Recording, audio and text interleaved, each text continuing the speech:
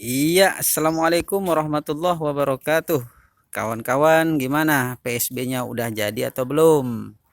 Emang gimana sih ciri-ciri yang udah jadi? Nih, kawan-kawan, ciri-ciri PSB yang udah jadi seperti yang kita lihat nih di depan ini. Warnanya berubah jadi merah ya, yang awalnya putih ataupun hijau berubah jadi merah seperti darah seperti ini. Merah keunguan. Tuh. Kemudian ciri-ciri yang lebih dominan tuh kawan-kawan untuk bisa diaplikasikan gimana sih kalau kita meletakkan dalam botol gini nih kawan-kawan. Waktu masa pembuatan PSB ini kan kita tahu bahwa tutupnya harus dibuka sesekali. Kenapa? Karena dia mengeluarkan gas. Jadi botolnya itu kan agak menggembung.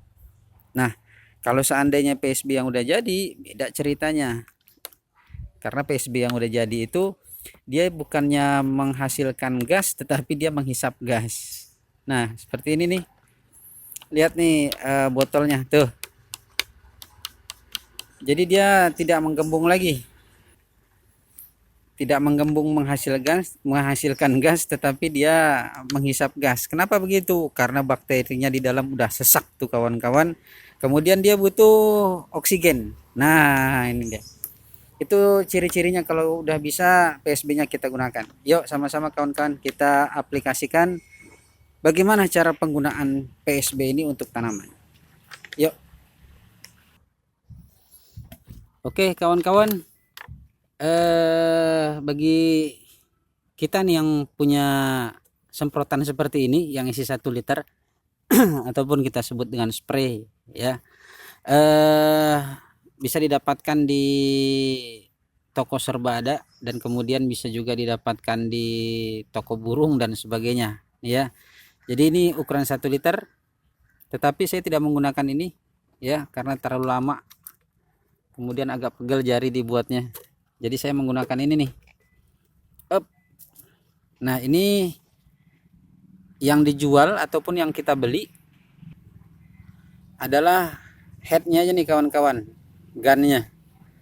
Jadi alat penyemprotnya ini yang kita beli di toko burung ya. Ini ada biasanya untuk memandikan burung ataupun menyemprot burung. Nah, ini yang dibeli. Kemudian kalau botolnya nih kawan-kawan, saya menggunakan botol 3 liter langsung ya.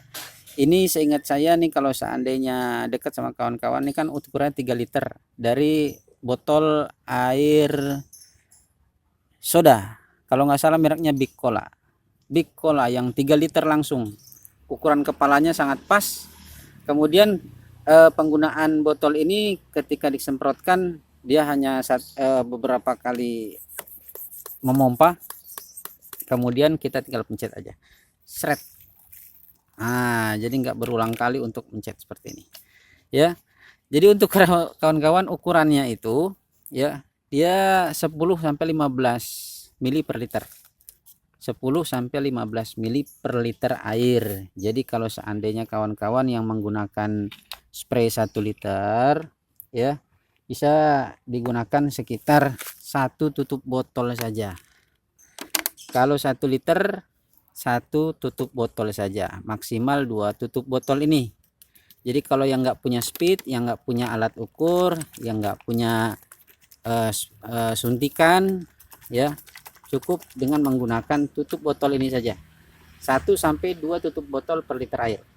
Jadi karena ini menggunakan botol 3 liter, jadi kita menggunakannya sekitar 3 sampai 5 tutup botol saja. Jangan lupa di kocok dulu kawan-kawan.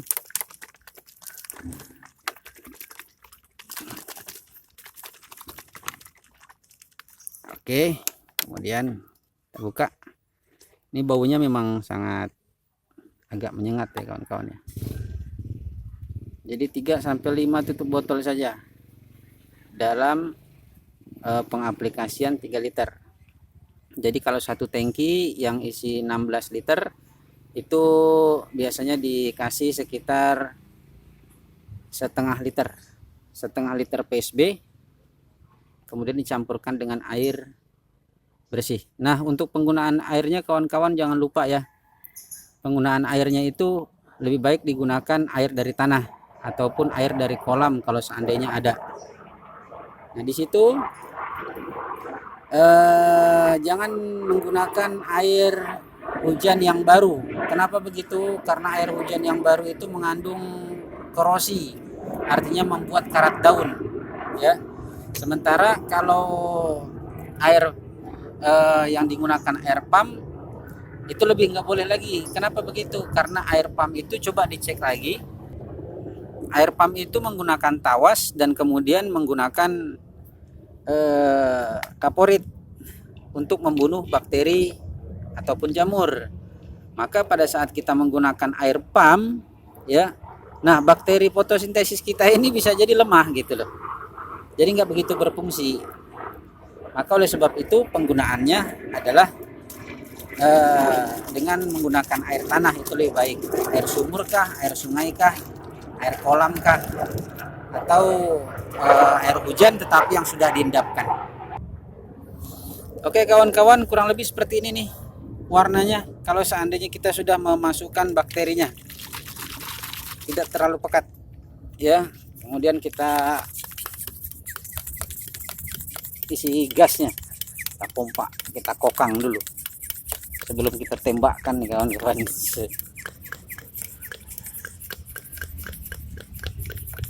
Oke. Dan cara untuk pengaplikasiannya, tentu yang pertama nih kawan-kawan harus tahu dulu penggunaan untuk PSB ini, yaitu digunakan untuk semprot, bukan untuk kocor ya. Ini terlalu, nah, bukan untuk kocor. Jadi kita semprotkan ke atas daun seperti ini, ke batang. Kemudian disarankan juga tuh kawan-kawan untuk menyemprotkannya di sekitaran media tanam. Sekitaran media tanam.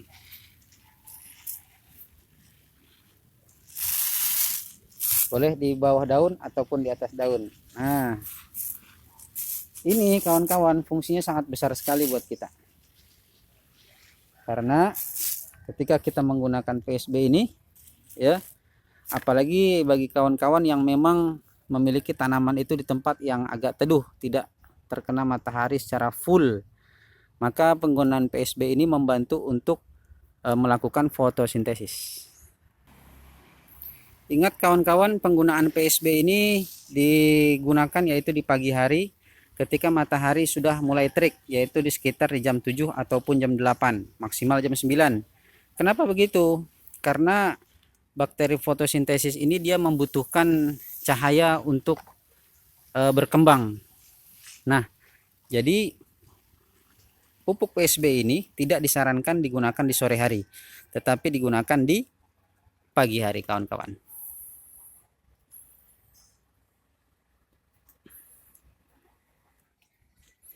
Dan untuk penggunaan PSB ini kawan-kawan, tentu kita mengetahui manfaatnya ya, yaitu selain dia membantu untuk proses fotosintesis, dia juga ternyata dapat menahan ataupun melawan hama kawan-kawan. Dari serangan hama pada pohon yang kita miliki, dan bahkan dengan baunya ini pun semut tidak begitu suka untuk mencium aroma bau dari PSB ini. Dan ternyata kelebihan yang lain daripada PSB ini kawan-kawan, yaitu ternyata PSB dapat meningkatkan hasil produksi kawan-kawan. Setelah diteliti, ternyata PSB ini dapat meningkatkan produksi sampai 16% loh. Atau bahkan dari pohon yang memang memiliki akar yang lunak, itu dapat menghasilkan tambahan produksi sampai mencapai 24%. Wah, sangat besar ya keuntungan yang didapatkan dari PSB ini. Jadi kapan lagi kawan-kawan untuk memiliki dan menggunakan PSB ini yang dapat kita aplikasikan ke tanaman kita ya, dan bisa kita gunakan untuk semprot nih. Ini interval yang dilakukan kawan-kawan sekitar 10 sampai 14 hari sekali. Kalau lebih sering apakah boleh? Tentu jawabannya boleh. Misalkan kawan-kawan menggunakannya 5 sampai 7 hari sekali ataupun seminggu sekali pada saat libur ya, libur kerja misalkan hari Minggu, bisa untuk diaplikasikan untuk pupuk PSB ini seminggu sekali. Oke, demikian kawan-kawan, jangan lupa menyemprotnya terus di area daun, dahan, ranting dan batang, kemudian di daerah media tanam dari tanaman yang kita miliki. Inilah caranya, manfaatnya dan ciri-cirinya kawan-kawan, PSB itu sudah bisa digunakan. Oke, terima kasih deh yang sudah menonton, mudah-mudahan bermanfaat buat kita semuanya dan ada manfaatnya tentu yang bisa kita ambil untuk kita ya. Dan terima kasih sekali lagi, mudah-mudahan suka dengan videonya. Assalamualaikum warahmatullahi wabarakatuh.